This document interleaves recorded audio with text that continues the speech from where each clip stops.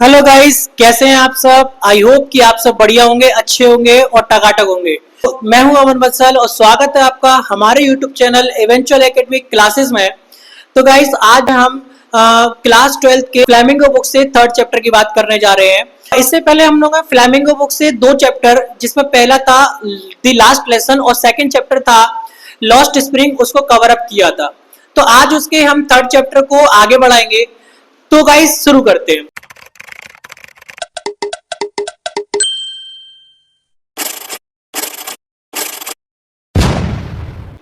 जो चैप्टर जो है डीप वाटर, उसको लिखा गया है अल्फांसो डॉडट के द्वारा, और यही इसके नैरेटर भी हैं, यानी कि सुना भी यही रहे हैं। तो एक काम करते हैं कि भाई गाइस, आज मैं ऐसा मान लेता हूं कि मैं अमन बंसल नहीं हूं भाई, मैं हूं अल्फांसो डॉडट। तो अपनी ही कहानी सुनाता हूं। तो गाइस, क्या हुआ, मैं जब 3 साल का था तो अपने पिता के साथ एक जो है बीच पर जाता हूं। तो बीच पर मैं बैठा ही हुआ होता हूँ कि इतने में एक लहर आती है, एक पानी की वेव आती है और मुझे जो है अपने साथ पानी के अंदर बहाकर ले जाती है। तो चूंकि मैं बहुत ज्यादा छोटा था और इतना ज्यादा मुझ में शायद वजन भी नहीं था, तो जो लहर होती है मुझे पानी के अंदर ले जाती है, तो पानी के लगभग लगभग वो अंदर ही मैं चला जाता हूँ, और जिसके कारण मेरे अंदर बैठ जाता है पानी का डर। और वो डर ऐसा होता है कि मैं अवॉइड करता हूँ सारी पानी वाली चीजों को। नहाना अवॉइड नहीं करता। कहने का मतलब ये है कि जहां पर स्विमिंग वगैरह, बोटिंग वगैरह, इन सब चीजों को अवॉइड करने का प्रयास करता हूँ। मैं छोटा ही तो था। तो अब काफी टाइम निकल जाता है और लगभग मेरी उम्र हो जाती है 11 साल। तो जब मैं 11 साल का होता हूँ तो सोचता हूँ क्यों ना अपने डर को थोड़ा काबू में लाया जाए, क्योंकि पिछले जो है लगभग 8 या 7 सालों से मैं जो है उस डर से जूझ रहा हूँ। तो 11 साल में मैं क्या करता हूँ, एक सोचता हूँ कि मैं एक काम करता हूँ, याकिमा रिवर के अंदर मैं सीख लेता हूँ। लेकिन मेरी मम्मी मुझे मना कर देती है, बोलती है बेटा याकिमा रिवर बड़ी खतरनाक है, वहां मत जाना। तो मैं अपना मन बदल लेता हूँ और मैं चला जाता हूँ YMCA पूल। तो मैं YMCA पूल में जाता हूँ, तो वहां पर स्विमिंग सीखने लगता हूँ। एक्चुअली में क्या होता है कि वो जो पूल होता है उसकी एक साइड तो होती है 3 या 4 फुट गहरी, दूसरी साइड होती है 9 फुट गहरी। उस जगह पे मैं तैरना सीख रहा होता हूँ। तो एक दिन मैं देखता हूँ कि कोई नहीं आया होता है, मैं पहले ही बहुत जल्दी पहुंच जाता हूँ और मैं बैठा होता हूँ जिस साइड 9 फीट का जो स्लॉट बना हुआ था, मैं वहां पर जाके बैठा होता हूँ। इतने में एक बड़ा सा लड़का आता है जिसकी उम्र लगभग 18 साल होगी, और बुक के अंदर उसको बोला गया है बिग ब्रूजियर। एक लड़का आता है और मुझे उठाता है, उठा करके सीधे पानी के अंदर फेंक देता है। क्योंकि जब पानी में वो फेंक रहा था तो उस समय मुझे डर लग रहा था कि पानी फेंका गया, लेकिन जैसे पानी के अंदर गया तो मुझे वो डर लगना थोड़ा बंद हुआ। क्यों डर लगना बंद हुआ? एक्चुअली में मैंने अपने माइंड में एक प्लान बना रखा था। मैं क्या प्लानिंग कर रहा था कि चलो मुझे फेंक तो दिया है, मैं एक काम करता हूं कि भाई पानी के अंदर जैसे ही जाऊंगा, जैसे ही बॉटम से टकराऊंगा, अपने लेग्स उससे जो है जंप करूंगा और एकदम से पानी के सरफेस पे आ जाऊंगा। और जैसे ही पानी के सरफेस पे आ जाऊंगा तो मैं एकदम से घूम जाऊंगा, उल्टा हो जाऊंगा और तैरता हुआ उसके किनारे तक पहुंच जाऊंगा। बड़ी अच्छी प्लानिंग थी मेरी, मतलब मजा ही आ गया। मैंने सोचा भाई मैं निकल जाऊंगा, ठीक है। लेकिन आपको भी पता है जैसा हम लोग प्लान करते हैं होता तो है नहीं, है ना। तो ऐसे ही उसके साथ हुआ, बेचारे के साथ। यानी उसके साथ किसके साथ? मेरे साथ, इस दुखी आत्मा के साथ। कैसा हुआ? मैं जब उसमें अंदर की तरफ जा रहा था तो मैंने पहला प्रयास किया, जैसे ही बॉटम से टकराया एक लंबी छलांग मारी और लंबी छलांग मार के सीधा बाहर। लेकिन मेरी आंखें और मेरी नोज ही बाहर आ पाई, मुंह आ ही नहीं पाया। तो पर मैं दुखी नहीं हुआ, क्योंकि मैंने एक प्रयास तो कर ही चुका था। फिर मैं दोबारा अंदर गया तो मैंने सोचा कि एक बढ़िया सी जंप लगाऊंगा, ठीक। तो मैंने दोबारा जंप लगाई तो मैं जितना पहले गया था उतना दोबारा नहीं जा पाया। उसके बाद में मैंने फिर से प्रयास किया तो फिर उससे भी कम।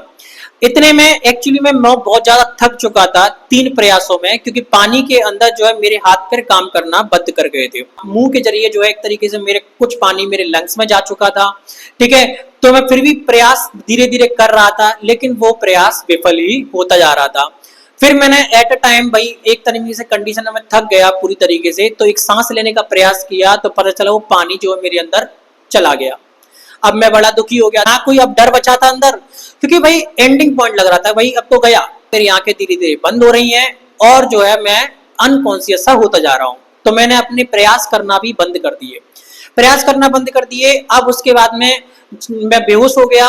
और जैसे ही बेहोश हुआ तो अचानक से मेरी जो आंखें खुलती हैं और मैं देखता हूं कि मैं स्विमिंग पूल के किनारे पर जो है वो लेटा हुआ हूं। अब मैं बाहर कैसे आया मुझे नहीं पता, लेकिन आ गया भाई। सबसे बढ़िया बात कि मैं आ गया और आपके सामने कहानी आपको सुना रहा हूँ, ठीक है। नहीं आता तो नहीं सुनाता। अब क्या होता है भाई, लेटा हुआ था, अब मैं बड़ा दुखी, है ना। डर तो लग ही रहा था, बेचारा बचपन का जो डर था वो तो खत्म हो नहीं पाया था, जो नया डर बैठ गया। स्विमिंग पूल में सोचा था कि भाई सीख जाऊंगा, दुनिया में कुछ झंडे वंडे गाड़ दूंगा, झंडे खुद के गड़ गए, है ना। घर गया, बड़ी दुखी मन से घर गया, जा करके सीधा बैट देखा और उस पर जाकर के एकदम से जाके लेट गया। मैं बड़ा दुखी होने लगा, रोने लगा, मतलब क्राइंग करने लगा। बहुत दिनों तक मैंने खाना भी नहीं खाया, डर बहुत ज्यादा बैठ गया था ना, डर के कारण खाना भी नहीं खाया। अब ऐसे ही बहुत टाइम तक ये चीज चलती रही, बहुत टाइम तक, लगभग काफी टाइम निकल गया। तब जो है मेरे दोस्त, मेरे फ्रेंड, मेरी फैमिली, ये सब लोग क्या करने लगे, घूमने जाने लगे। तो जब घूमने जा रहे थे तो मुझसे भी पूछते थे कि चलेगा, तो मैंने बोलता हूँ कि भाई ठीक है चलूंगा, लेकिन वही है, अंदर एक डर है। अब जी अगर पानी वाली जगह गई तो मैं कुछ नहीं कर पाऊंगा, फिर मैं दुखी मन से बोलता हूँ ठीक है मैं भी इंजॉय कर ही लूंगा। अब ये इतने लोग खुरापाती थे सारे फैमिली वाले कि जानबूझ के पानी वाली जगह पे जाते थे ताकि मैं कुछ ना कर पाऊं। पर जो है ये जैसी राफ्टिंग करते थे, बोटिंग करते थे, ये सारी चीजें करते थे, तो मुझे बड़ा दुख होता था कि भाई देखो ये लोग कर रहे हैं मैं नहीं कर रहा हूँ, ये कौन सी बात होती है भाई, ऐसा कौन करता है, इतना तो कोई दुश्मन के साथ नहीं करता। अरे भाई तुम्हारा दोस्त हूँ, तुम्हारा फैमिली का मेंबर हूँ, सुन लो भाई, है ना। लेकिन कौन सुनता है। इतने में मैंने भी सोचा कि बहुत हो गया इन लोगों का, है ना, ये हर बार मेरे को चिढ़ाने का प्रयास करते हैं। मैं कोशिश करूंगा अगली बार कि अब मैं सीख ही लूं। तो मैं क्या करता हूँ, अक्टूबर के महीने में फिर से स्विमिंग पूल ज्वाइन करता हूँ। और स्विमिंग पूल ऐसे ज्वाइन नहीं करता, अब तो मैं बिल्कुल इंस्ट्रक्टर हायर करता हूँ अपने लिए खुद का पर्सनल ट्रेनर रखता हूँ। उससे बोलता हूँ सुनो भाई, अपन को जो है वो सीखना है स्विमिंग। तो इंस्ट्रक्टर बोलता है बढ़िया, सीख, यहाँ पे सीखने आते हैं लोग, आप भी आए हैं, ठीक है। तो मैं क्या करता हूँ, अक्टूबर के महीने में उस स्विमिंग पूल को ज्वाइन करता हूँ। तो उस जो इंस्ट्रक्टर होता है मुझे स्टेप बाय स्टेप स्विमिंग करना सिखाता है।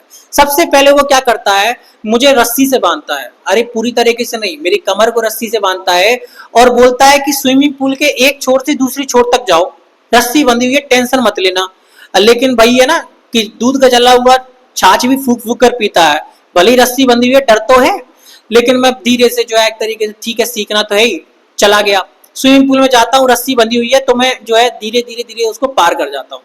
तो ऐसे करके उसने 3 महीने तक मुझे रस्सी से बांध करके एक पूल के एक किनारे से दूसरे किनारे तक जाना सिखाया। मैं थोड़ा सा अच्छे से लगा अंदर कि भाई ठीक है चलो जिंदगी में कुछ अच्छा तो कर लिया, कहीं कुछ नहीं तो पानी में तो तरना सीख गया, वरना 3 साल की उम्र से लेके 11 साल की उम्र से लेके अभी तक पानी में ही नहीं उतरा हूँ। फिर वो बोलता है कि अच्छा अब एक चीज सीख गए तो दूसरी चीज काम करते हैं कि अपन सीखते हैं इनहेल और एक्सहेल। वो मुझसे बोलते हैं इंस्ट्रक्टर मेरे कि भाई एक काम करना है तुम्हें, जैसे ही आपको क्या करना है, स्विमिंग जो पूल के पानी से बाहर आओगे ना तो तुम्हें इनहेल करना है, सांस को अंदर लेना है, और जैसे ही पानी के अंदर जाओ तो उसको सांस को रोक कर रखना है, एक्सहेल करना है, सांस को बाहर निकालना है। मैं सीख गया, अब मेरा दिमाग तो तेज काम करता ही था, तो मैं सीख गया हाँ इंस्ट्रक्टर मेरे को क्या बोला है।